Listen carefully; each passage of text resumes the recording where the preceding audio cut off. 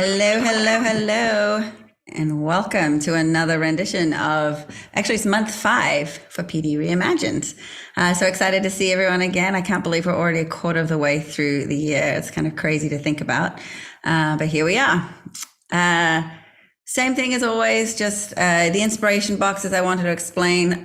Probably didn't need much explaining. It was all very space themed this month, so it was pretty evident what everything was. But if anyone ever has questions, please feel free just to shoot me a note or a Slack. But everything really was very space themed.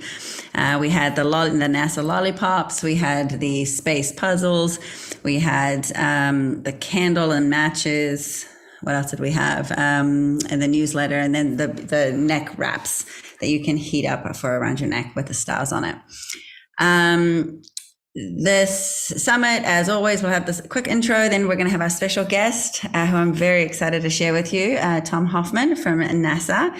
And we're going to have time for Q&A at the very end. So I know you guys get shy about asking questions. So I want you guys to think about just one thing that you would ask somebody if you got to have dinner with somebody from NASA. What's something that you've been wondering about? There is no such thing as a dumb question. And then if I haven't covered it yet at the end of it, please, please, please do either put it in the comments or share it somehow. You can put up your hand or just ask away.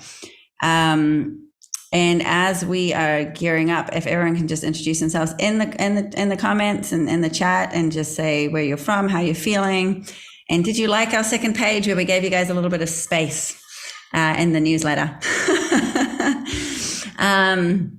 All right. Obviously, the sharing, we're going to do it through Padlet again after our breakouts. We want people to share. It's good, just not just for you reflecting back on what you've heard, but it's also good for the entire community. So last month, obviously, we were celebrating Valentine's Day. We talked to the CEO of the Chopra Foundation, Poonacha Machaya.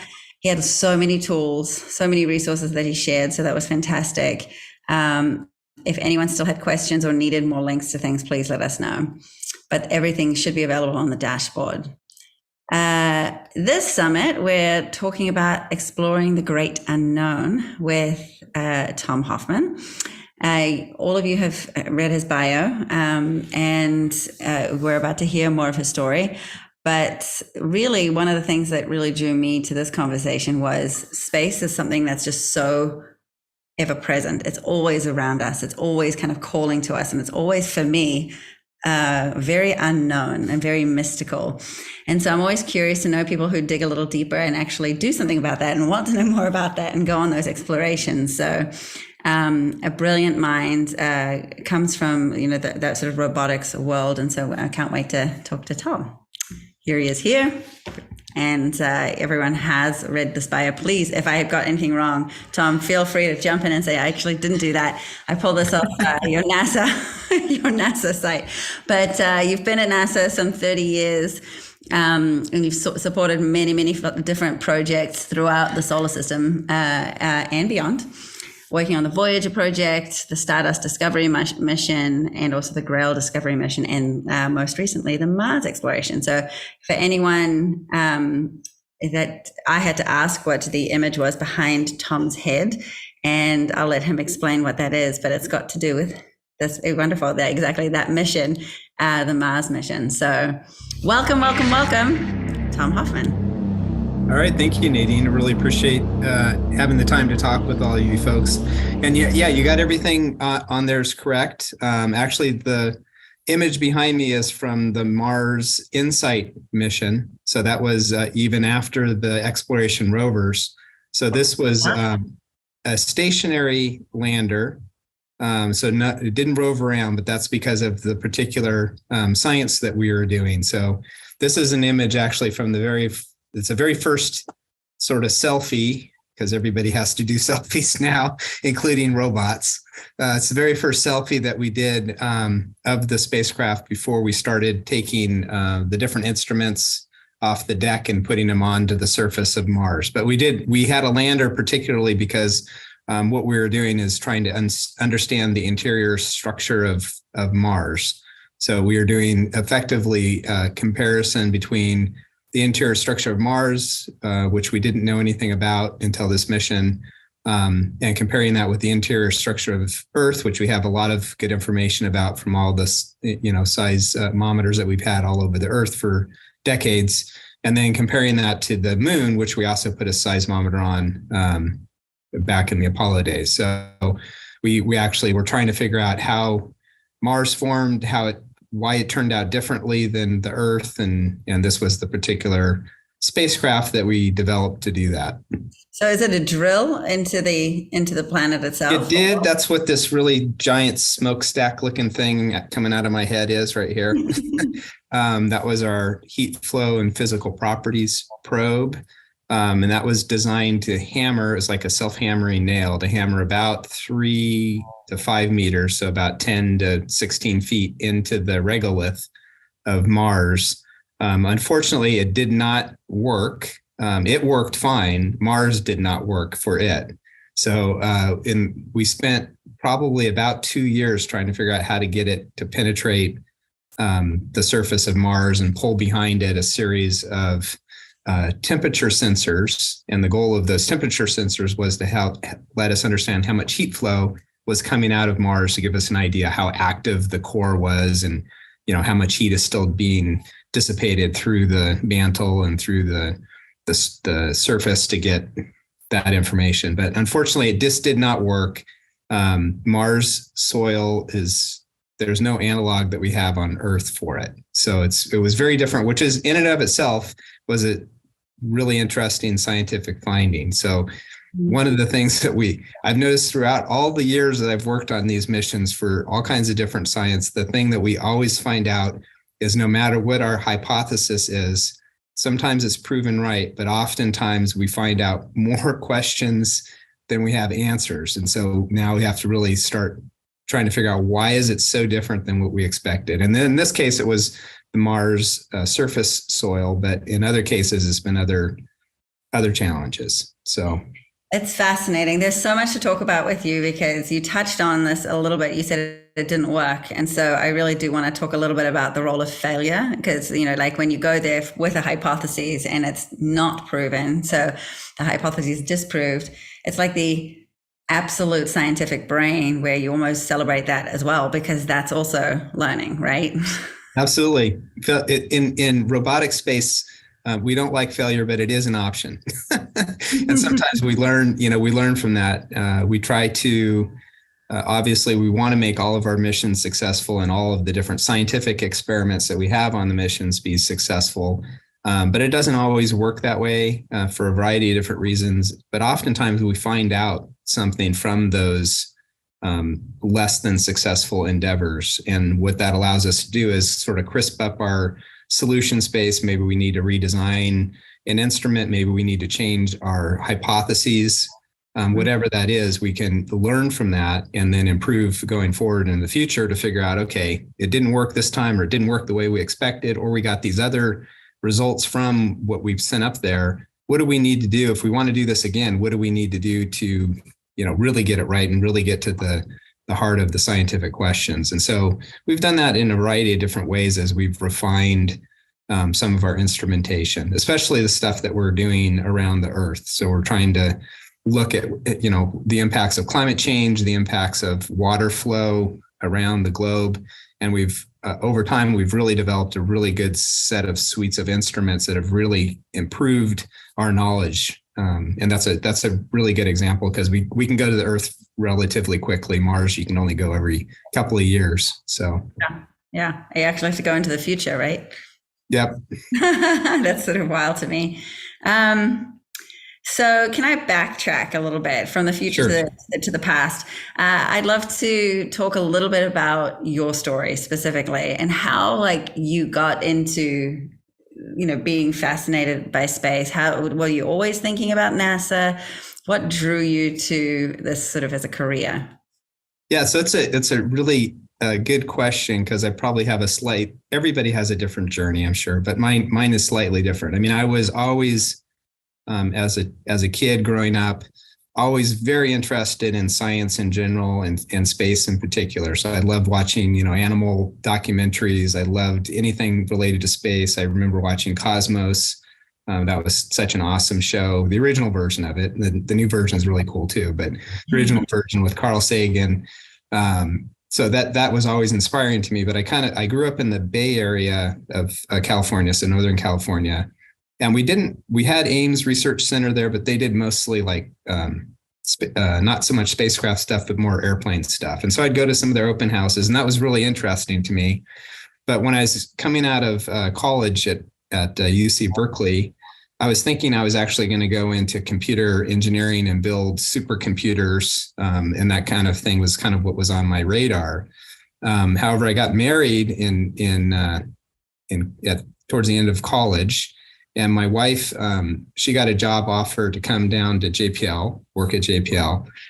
She also got accepted to Caltech for graduate school, which is down here in Pasadena. Sorry, just for everyone, JPL is Jet Propulsion Laboratory. That's sorry, yeah, and that's located in Pasadena, California, so LA area. She got accepted also to Caltech to come to graduate school.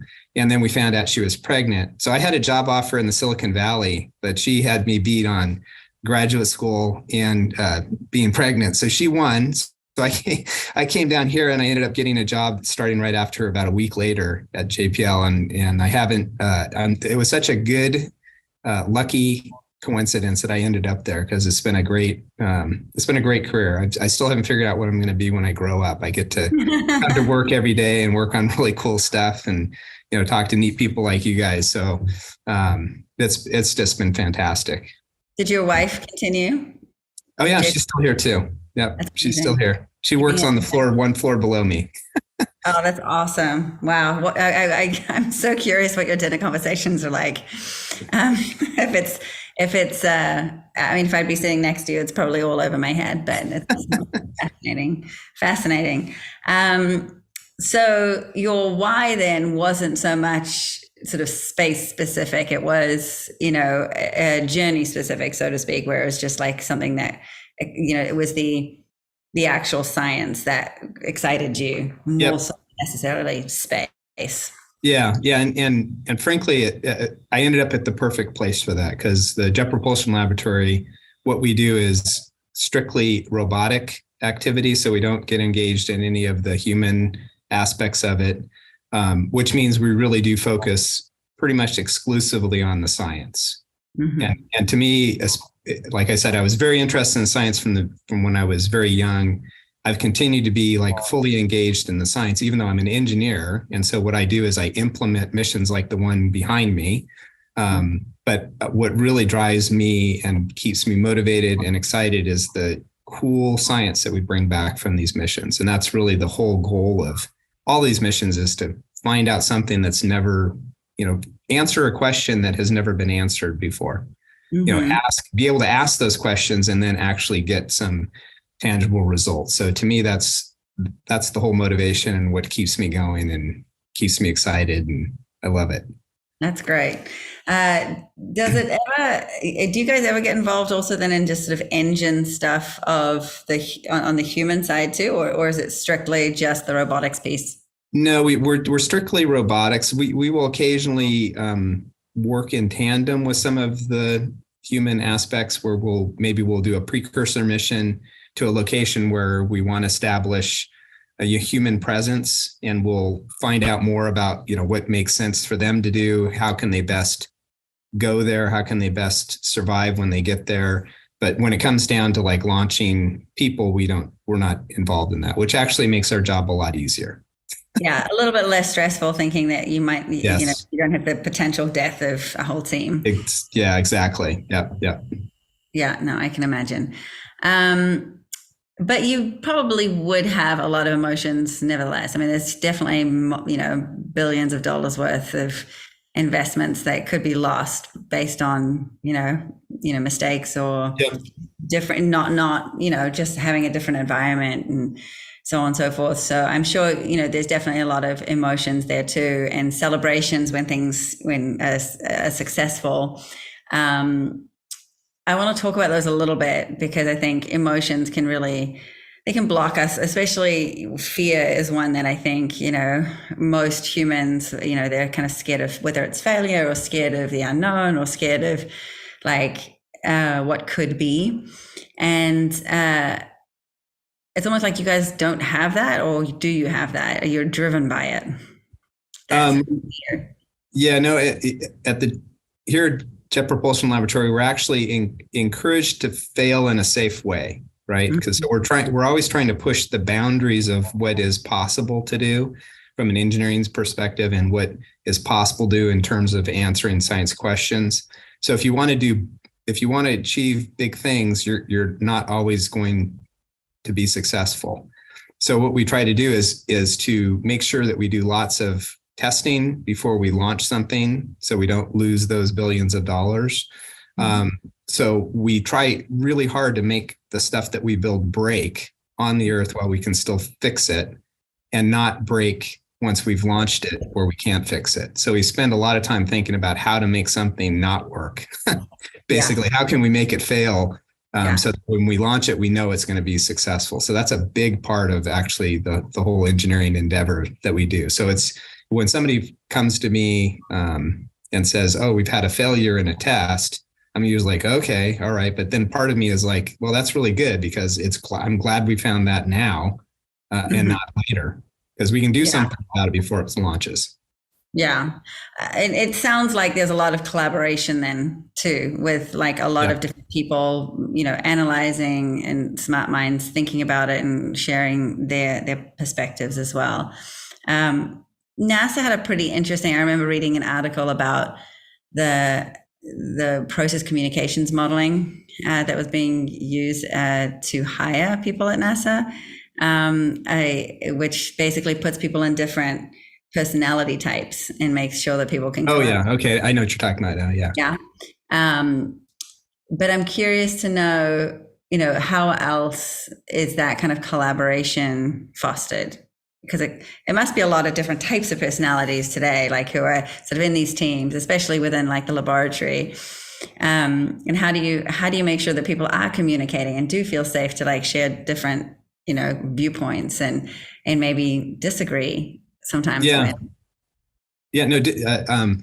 I always strive when I'm putting together a team, because for like the last 15 or 16 years, I guess, I've been like the project manager. So in our parlance, that's the person who's responsible for getting this thing on the surface of Mars. So basically most everybody works for me that's working on the project, either directly or indirectly.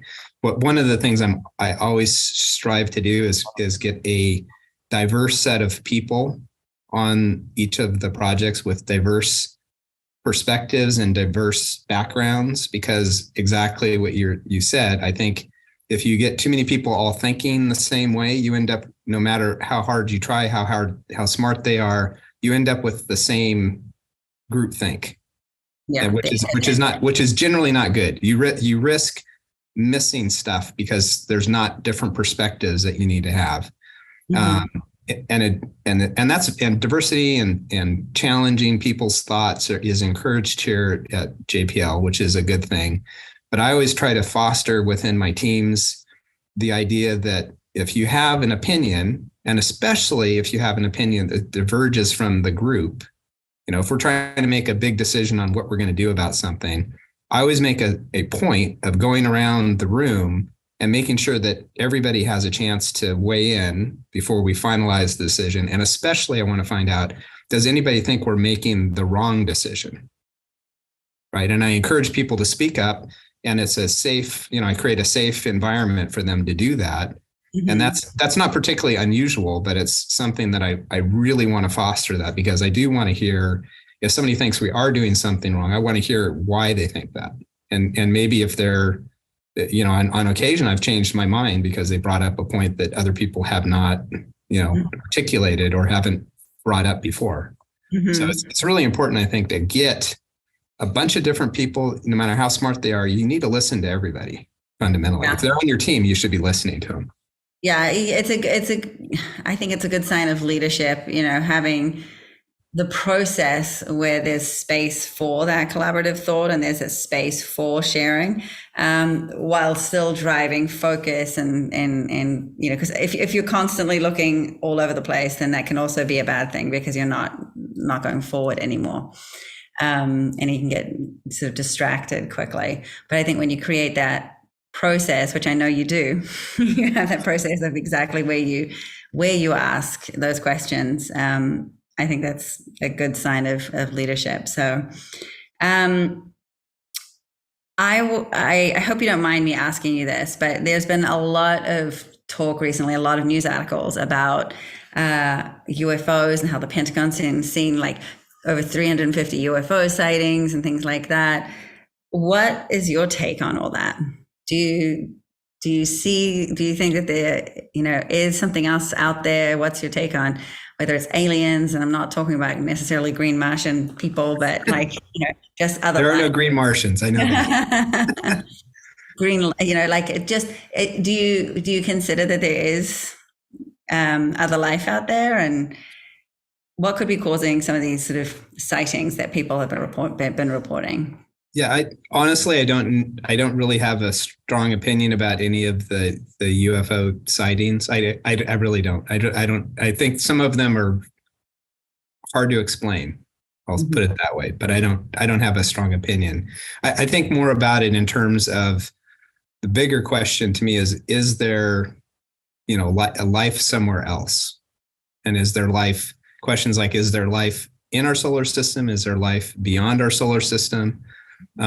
Those are the kind of questions that I think are particularly interesting. And I'll answer that. I'll give you my opinion on a couple of those. One is within our solar system, we have at least 3 good candidates where there may be some form of life. There's Europa around Jupiter. There's Enceladus. There's Titan. There's a couple of other moons that are probably a little bit less likely to have life on them, but nonetheless, they have the main ingredients for potentially having some kind of a life form. Probably not intelligent, but some kind of a life form. And those main ingredients are energy and water. That's really all it takes. Because we found on the bottom of the seafloor, there's a bunch of tube worms that are living there. They have no ability to get energy from the sun, which is the way almost every life form on the earth gets their energy, is some way through photosynthesis. Whether they are getting it directly or they're eating the plants that are using it, that's basically how we get the energy. But these tube worms live on the bottom of the ocean near volcanic vents. So that's where they're getting their energy. They're living in the ocean. That's the water. They have a vent that's giving them their energy, and yet they're thriving. You go down to those areas where there's no light at all, and there's all kinds of, creatures living down there kind of off of the tube worms. Now, you think about some of these planets I mentioned, like Europa especially, we know there's a liquid ocean. We don't know how, we imagine it to be much, much larger liquid ocean than on the Earth. It's got a big crust of ice on it. But we also know there's energy in the planet in the form of gravitational pull from Jupiter, moving it around. So that's going to be creating some energy, as well as just the energy of the moon itself. So that moon has the 2 ingredients that you need for some kind of a life, right? Mm-hmm. And so we're actually sending a spacecraft in a couple of years called Europa Clipper to try to map out more about that moon specifically. And there has been plans in the past, and hopefully there will be in the future, to send a lander there once we know how to know more about that moon, how to land there and maybe actually directly try to measure that. So that's the first part. The second part, getting kind of to the UFO type question, is, if there are UFOs or there's presence here, my personal opinion would be, and this is my personal opinion, not NASA's, is there would not be any biological things on those vehicles. And the reason I say that is our nearest sun to Earth is 4.2 light years away, which means with our ability to travel, that would take 6,000 years to get there. Mm-hmm. And there's no life on that sun. So maybe there's life, 100 light years away or 1,000 light years away, but that would take millennia to get here. Mm-hmm. And even if it's 1,000 light years and somebody can travel at the speed of light, that's 1,000 years. Mm-hmm. Right. So there's no way that like you could build a big enough presence to get here with, live things. But maybe it's a virtual presence. Maybe, who knows? Yeah. It was, I think the article that I was reading was likening it a little bit to the probes that you would actually have. You'd have like Exactly. probes like a dandelion kind of being blown off. And potentially that was, so it was all like robotic, or it was like, just these probes off something. And again, remember, I'm a robot. I deal with robots, so I don't want to have biological things on anything. Yeah. Well, it's far less scary for me to think it's just robots, and I don't know why. I probably shouldn't think that way, but the unknown of some kind of life form coming here and the like, is definitely one that I try not to think about too much, because it kind of is quite scary, but also exciting and fascinating at the same time. Oh yeah, no, it's one of the most fundamental questions that people always have. Kind of an interesting aside, just a quick story, is probably the smartest person that I've ever interacted with, who was an expert in multiple fields, even beyond space or engineering. He gave me probably the best argument for why we're never going to find intelligent life in the universe, which is kind of, if you think about the time period in which intelligence life is able to demonstrate that they're intelligent and they're around, to the time that they're likely to annihilate themselves, is such a relatively short period of time, that even if there were thousands of these things popping up all the time, that they just would never end up overlapping in a time frame in which you could, by the time you actually decided, oh, there's a smart group of things over here, we should go visit them. By the time you actually could figure out that and even go visit them, likely they'd wipe themselves out by then. Mm-hmm. That was he gave me a very much more detailed, long dissertation, but that was basically his synopsis, which I kind of thought about a lot over the years. And I was like, I can't really find a fundamental flaw to that argument. No, I agree. Hopefully it's not true. Hopefully it's not true, but it's likely for sure. It does bring up sort of the conversation that I had a while back, which was, I was talking, I think it was with you. We were talking about how previously the space war, so to speak, was really country to country. It was like Russia and America. I mean, when was the first time we went to space? In 57? 1950? Was that right? Yeah, in terms of a presence in space, 58. Yeah. 58, yeah. So, but it was really a country by country thing. So Russia and America, whereas now it feels like it's been so complicated because there's all these like private companies and private interests doing this too. And the private sector is really getting involved. Is there any information sharing within companies, or not really? Is it pretty heavily guarded?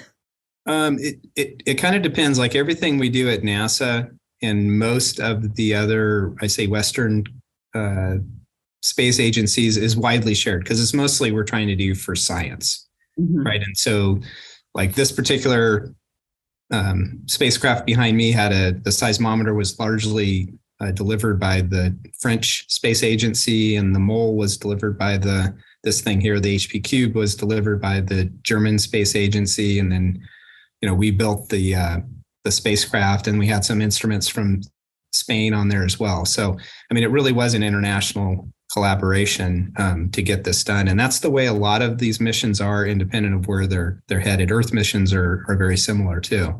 So from that perspective, we're constantly sharing the data and the know-how.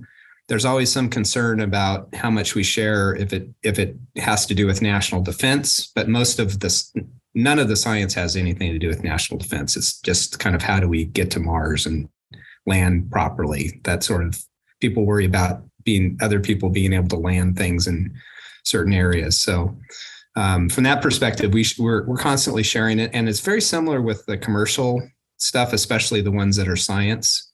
There's an endeavor to try to put up a bunch of spacecraft that are going to measure methane, and it's actually a private endeavor, which is very important because it's the most potent greenhouse gas. It's also important to the people who are generating it. A lot of times it's leaks in pipelines, for example, because they want to go out and fix the pipeline for their own economic benefit, not just for the benefit of the planet, which I think some of them feel that way too. But there is a lot of sharing of information, because most people, I would say, that are in the space business are in it at least partially because they think it's the right thing for humanity. And so as humans, we need to all work together. We're all on the same boat in the middle of a vast ocean called the solar system, and we should all be trying to work as closely together as we can. I mean, how fascinating would it be if that perspective was shared more broadly by some of the other world leaders, like whether there would be more working together, whether they're, maybe in some ways it needs that threat in order for that to happen. But it is kind of nice to see the collaboration across countries, across private versus government versus everything. It's a really nice thing to see, for sure. And I think it is for the betterment of everyone.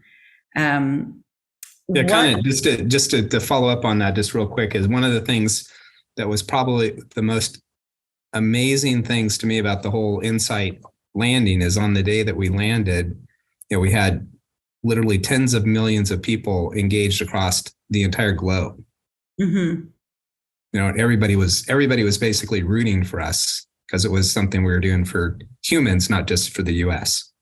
So cool. that to me, that was probably one of the things I was most proud about, is the fact that really it was a human endeavor. Was that the latest thing that you've been working on? That was no, I'm actually working on a new project now. Okay. Can you talk about it? Yeah, it's called Near Earth Object Surveyor. And so we've just been approved to start development efforts.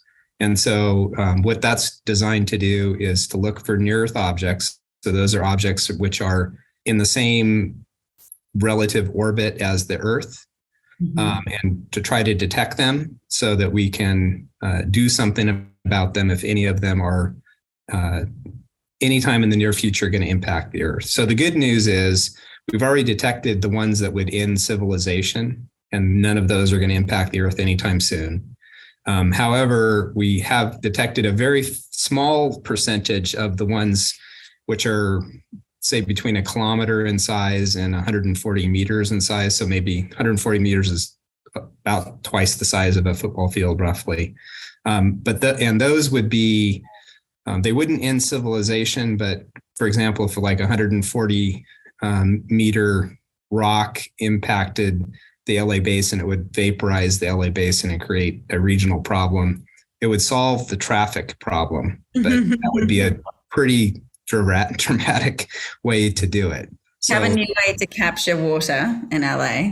Yeah. So we're going to try to characterize them and figure out what the orbits are for all these objects, so that we know if they're going to hit, we'll know and we can do something about it. What kind of things can you do about that? Well, we actually sent a mission up just last year called Dual Asteroid Redirect Test, so the DART mission. And basically what that did is it sent about a refrigerator-sized spacecraft hitting a smaller moon around a binary system. So two asteroids. One was a smaller asteroid, hit the smaller one and changed its trajectory. And we measured how much it changed its trajectory. Because the way these things work is if we detected that a big object even, was going to hit the Earth, say in 10 or 20 years, it wouldn't take much of a nudge to move it out of the way so that we'd avoid hitting the Earth. So that's the whole idea, is, kinetic impactor, or there's other ways that we can do it, but that's the most immediate. Wow. I just saw Michael Wozniak came on board with a lovely virtual background. Yeah, I love it. Say hi to Chewy for me. What kind of things do you do? Both, okay, I'm going to ask this in two parts, one for you personally, and then one for NASA.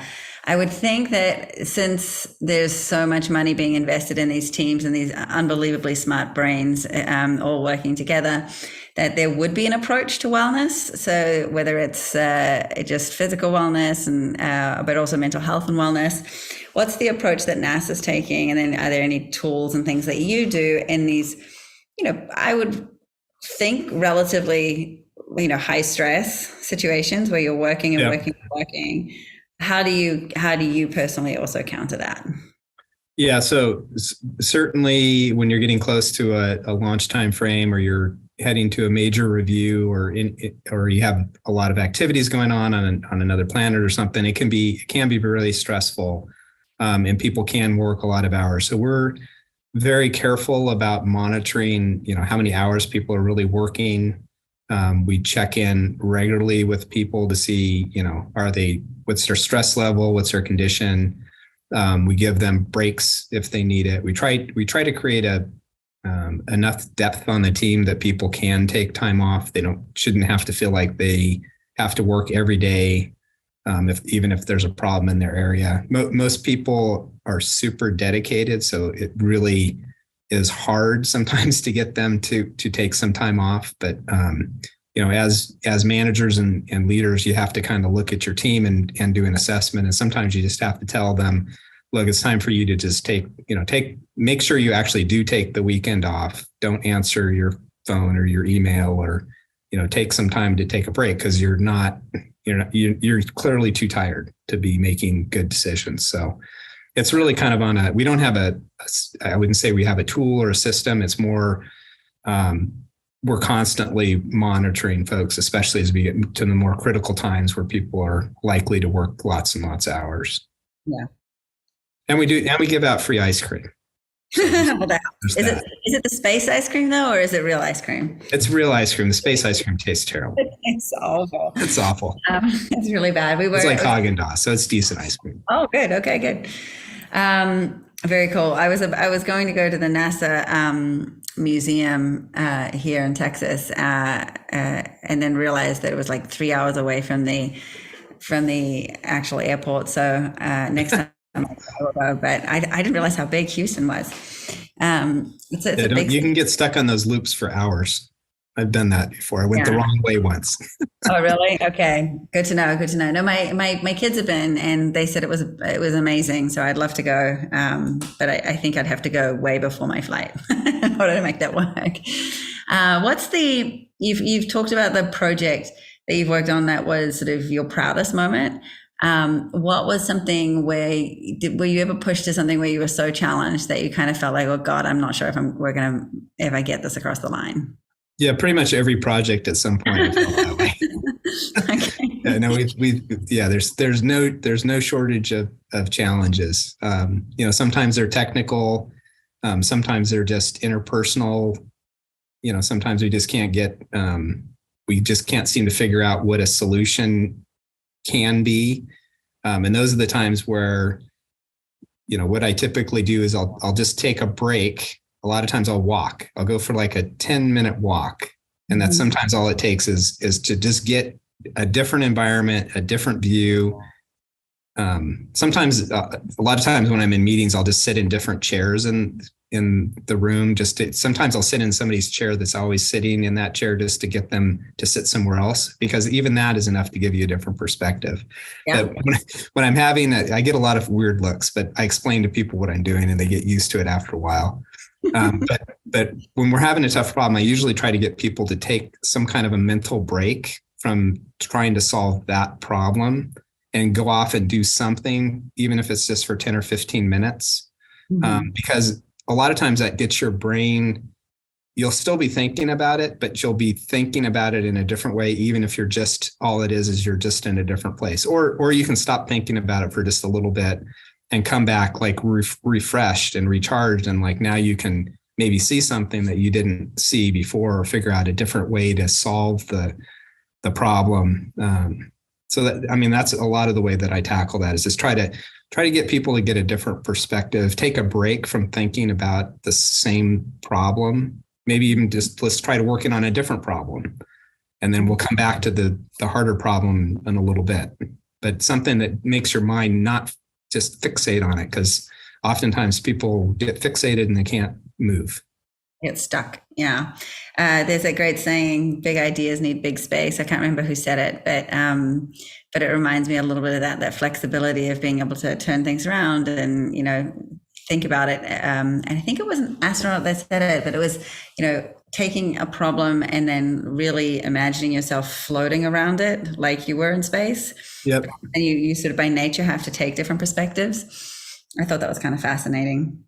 I'm going to open it up to some questions because I know that I must have some people here who have been curious about something. So if anyone has any questions and wants to ask Tom something, please raise your hand or say something here. Hang on, what have we got?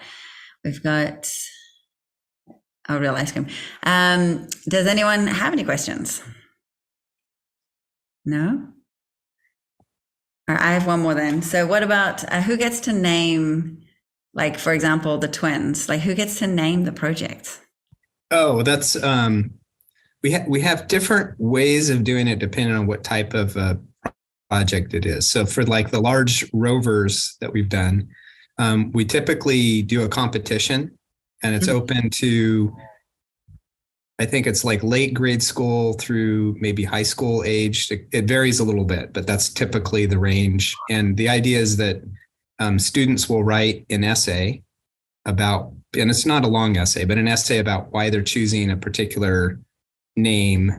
And then there's a whole group of people that get together to sort through all of them, all of the entries, and then they kind of narrow it down to like maybe just a handful. And then there's a selection process that happens. It's actually very complicated, surprisingly, but we try to do it based on what kind of makes sense for the mission, but mostly based on, good ideas that we get from the public. So anybody can participate in those. And that's how we've ended up with the different names. Now for this particular mission, Insight, that was a competed mission. And what the difference is there is when the call came out for trying to figure out important science questions, there was a whole set of questions that maybe could be answered. And so a bunch of different scientists, I think in this particular competition, maybe 24 different scientists proposed different missions, not all to Mars. Some of them were to Venus. Some of them were to the asteroid belt. Some of them, just all over the solar system, different types of missions, with answering different types of questions with different types of spacecraft. And what they did is they narrowed it down from 24 to 3. And then we had to compete to get the mission. So by the time we actually got selected, we'd already had a name. Okay. That name for us was Insight. Mm-hmm. And so that was a different way that it gets named. But a lot of them, it's like one or the other. Either it's like a competed mission that already has a name, or it's an assigned mission, and then they try to come up with a cool name through a naming program that they do. So for teachers to be able to participate and share this with their students, is it just on the website? Is it Jet Propulsion Labs? Yeah, or NASA. Yeah. If you go to the JPL, like for this one, it's like the Insight website, INSIGHT. You type that in and you'll get a car. But if you type NASA Insight, then you'll get more about this mission. But then we're part of the overall Mars exploration website, and that has lots of information about it. We actually, you'll find when you go there, we actually just declared end of mission on, I think it was December 18th. So we got these solar rays got too much dust on them. So we didn't have enough energy to keep going. So it lasted about twice as long as we'd hoped, but this mission's over, but there's other missions going. Anything back? Can you bring anything back or? No, this is designed to stay on Mars. Okay. So, but we did find out all kinds of cool stuff about the interior of Mars. So if you go to the website, I'm not going to tell anything to you. That's a teaser. So you have to go there and find out for yourself. But yeah. That's great. And look, there are definitely some questions rolling in. So the first one was, in a world of so many worries and the ever looming climate change threat, what gives you hope? People, actually. I mean, I think there's lots of people that I know and lots of people that I don't know that are working to solve that problem. And I think the general awareness that there's a problem has risen significantly. There's still people that don't think there's a problem for all kinds of different reasons. But I think the number of people that realize that there is a problem and we need to do something about it is relatively high. And I think as soon as you have an awareness, I think most people are I'm an optimist by heart. I have to be with my job, but I think most people are reasonable people. And if they know there's a problem, and they know if they're given suggestions of things that they can do to help the problem, I think most reasonable people will try to do those things most of the time. Mm-hmm. And if we just start heading in that direction, that's the right trajectory to be headed in. So the fact that we have intelligent people that are, able to figure out stuff and able to figure out how to make a difference, that gives me hope. I love that. And you've met many of those people. So another question was, have you ever wanted to go into space yourself? Oh yeah. Who wouldn't want to go into space? I'd love to go into space. I think I'm a little bit too old at this point, and I don't have enough money. This combination of those two probably make it highly unlikely, but yeah, it would have been awesome. And if I get a chance, I certainly would do it. Isn't there a project right now? It might be privately funded with 4 civilians going into space. I remember seeing something. Yeah, there's a variety of different like space tourism companies. They've done that. There's other ones that are trying to do something like that. Very cool. But I like Earth. Earth is my favorite planet. We need to take care of it. So, people ask me often, do I want to go live on Mars? It's like, there's no way I'd ever want to live on Mars. Earth is so much better. It's such an awesome planet. Somebody called Mars a fixer-upper. I think that was Elon Musk. He was like, that's kind. That's kind. It needs some help. Yeah. Do you remember your dreams, and do the dreams help you solve challenging problems? Sometimes, for sure. I will sometimes come up with great solutions in the middle of the night, and occasionally I'll remember what they were. And occasionally beyond that, they're actually coherent enough to have made sense. But usually I come up with, like I said, like my better ideas when I go out for a walk or something like that, where I can kind of clear my head. I used to have an issue where I had a show because I was singing a lot, and I would go to sleep and I'd wake up in this lucid state and come up with these what I thought were hilarious jokes to use in my show. And I would wake my husband, and he's like, "That's awful. Like, what are you thinking? Like, here's a pen and paper. Please never do that to me again. Never wake me up." But I think the nice thing about dreams is there's no rules about it. There's no even gravity doesn't have to exist in your dreams. There's no obstacles and challenges along the way. Like, you can kind of be free to think and problem solve in new ways. So that's kind of, I like that question. I've cracked myself up in my dreams too with jokes I've told, and then I've tried to write them down. And when I woke up in the morning, I'm like, that doesn't even make sense. I remember distinctly laughing in my dreams. So I thought it was hilarious. I had a cucumber, but then they turned into I had a piano, but the keys turned into little cucumbers, and each one of them was singing, but they were just singing rock. And like in my head, that was the funniest possible thing. It was not fun. It didn't even make sense. There was nothing about it. Carrie asked, what advice would you have for students who want to eventually work for NASA or JPL? Yeah, and I think Deanne had a similar. Oh yeah, 3 girls. What degree does your wife have? My husband is an engineer, and I want to encourage my girls to follow that path. We actually, and Deanne also said, what would you give to students graduating high school? Yeah, so I was always interested in math and science, and so is my wife. We actually met in school. She was a mechanical engineer. I'm an electrical engineer, and we both gravitated towards that sort of a engineering discipline. When she was going through, it was very unusual to have women in engineering, which is not good.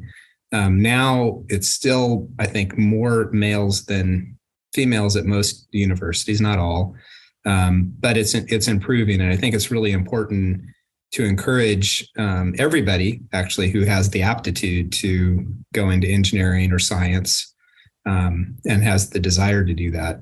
We tend to lose too many females as they progress for whatever reason, and I'm not the expert at all, but I know that happens in terms of STEM stuff, and I've done some work trying to mitigate that, because I go back to, we need diversity of thought, we need diversity of people, we need as many people in those kinds of fields as we possibly can, because more minds means better solutions, in my opinion. So ultimately, we have lots of different types of people that work at the Jet Propulsion Laboratory, every possible discipline you can think of. We have graphic designers that get to come up with like ideas about what would other planets look like, which is a super cool thing to do. We have artists, but by far the vast majority of people are engineers, and then scientists. But we have all types of people that are doing all kinds of things. Which is one of the reasons I love coming to work, is I never know who I'm going to run into. And is there an internship program or like summer camps and things that people can do? Yeah. Yeah, we have a really active internship program for. We have had some high school students, but it's mostly college students that come in, and oftentimes a lot of them end up getting job offers later.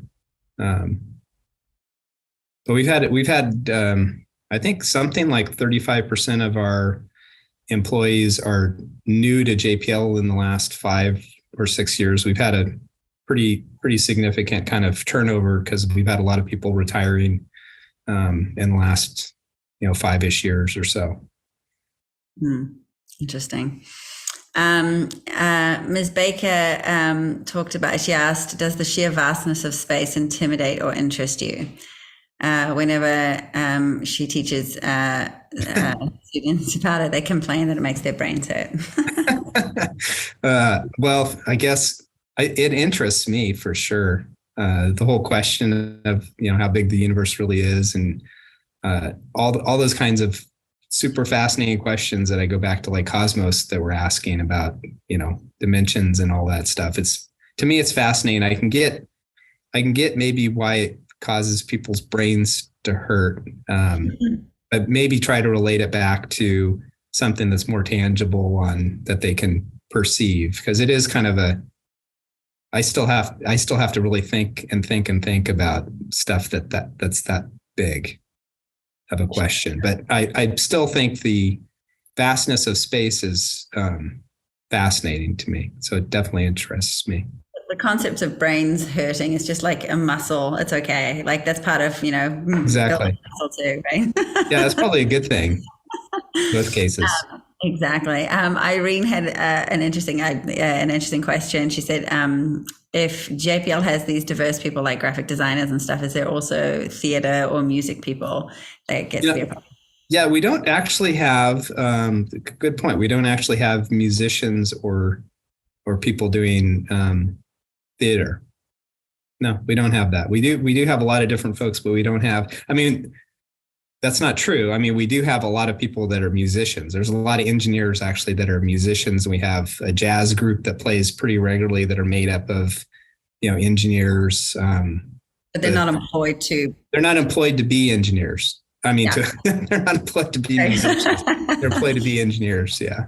That makes sense. Yeah. Yeah. Math and music go really well together.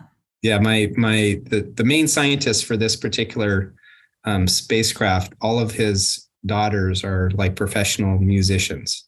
One of them is like lead cellist in the Pittsburgh Orchestra. Another is doing something similar in Seattle. So that's incredible.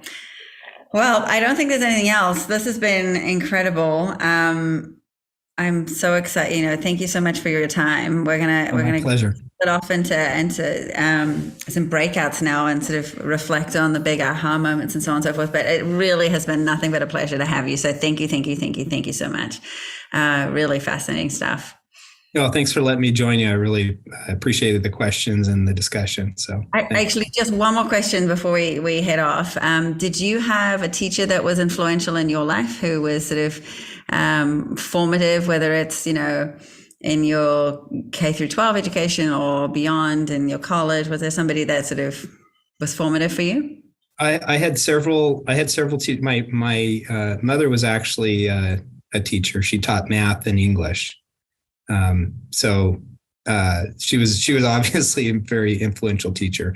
But I did have a teacher all the way from kindergarten who was, kind of made me improve my love of school. That was Mrs. Schmidt. So I loved her. She was awesome. And then I had a really great English teacher in high school, which I didn't 100% appreciate how great he was until, a couple of years afterwards. And what he did is he actually fostered a real interest in music in me, because he would talk about the poetry in music, like songs like Paint It Black by the Rolling Stones. What's the meaning of that? And so it really made me think a lot more about music and influence of music. And so he was also influential in a non-scientific way, but nonetheless in a personal growth way. Yeah, well, and asking questions, looking beyond sort of the obvious. Yep. Love it, love it, love it, love it. Well, thank you again for your time. Absolutely. I'm going to send you a little box of thank you. For everyone else, please stay on. And Tom, thank you for coming. Absolutely. Have a good evening. All right, thank you. All right, for everybody else, we're going to go into our breakouts. Andy is going to pop the Padlet link in here. Don't forget to share what's the biggest aha moment, and then what are some things that you can try in your real daily life, or what are some takeaways that you got from tonight that we can share back to the community. So, Andy, do you want to open the breakouts? Did you guys all like that, by the way? Was that a very different change of scene from like Punacha and wellness and stuff? But was that something that people liked? Good. Awesome. Okay, cool. So here are some of the things that you guys shared. So we've got the aha moments where mental health, take breaks, celebrate. As educators, we don't do these often enough and need to find ways to do it, which I think is totally relevant. Self-care, getting unstuck and learning that it's okay to be wrong and develop a safe way to see ideas, whether right or wrong is okay. Having different voices in the room, a diverse group is important. Getting ideas from different perspectives and making mistakes now so that we can solve them, celebrate those mistakes. So love those. The actions, failure is okay, learning from failures, modeling failures, and how we learn and grow. And then we had, sorry, I said I forgot room 3. Breaks are important to recharge, encourage mistakes, create safe environments, seeing it from a different perspective. And then group 1 said, stop fixating on problems. Don't be afraid to break out of your routine. As a teacher, you stick to certain things, purposefully try to fail so that you are able to handle it and know what to do. Be okay with failure. It's a good thing. Having a variety of perspectives is useful because not everyone thinks the same way. Somebody may be thinking of something that you haven't thought of. Monitor how many hours you're working. We often don't realize how much we're working. I totally agree with that. So I was curious to know, how did everybody feel about tonight? Like, was that a very unique speaker? Yeah. Okay, good. You guys like that? I just wanted to give you guys something a bit different. We've had a couple wellness and I was like, okay, we're going to do something different, mix it up. And oh, good. Okay, so we've got some science teachers here. Good. I love that. The thing about space, though, I think it's just sort of relevant to everybody, right? And I even like the concept that even if it's not that space, like even giving ourselves space to do whatever it is, to investigate, to be more curious, to be more, looking at different perspectives, different angles at things, that space is what can stop overdrive, stop the burnout and stop that overwhelm. So if anyone has any comments, feel free to share. Otherwise, I'm going to let you guys go on it's getting late, so I appreciate you guys. All right. I'm going to let you guys go, but as you guys leave off, here, I wanted to share this little song. Yeah. So you guys end on a good note. Bye, guys. Have a great rest of your night. Thank you. Bye. See you. Twinkle hands. In other words, bye.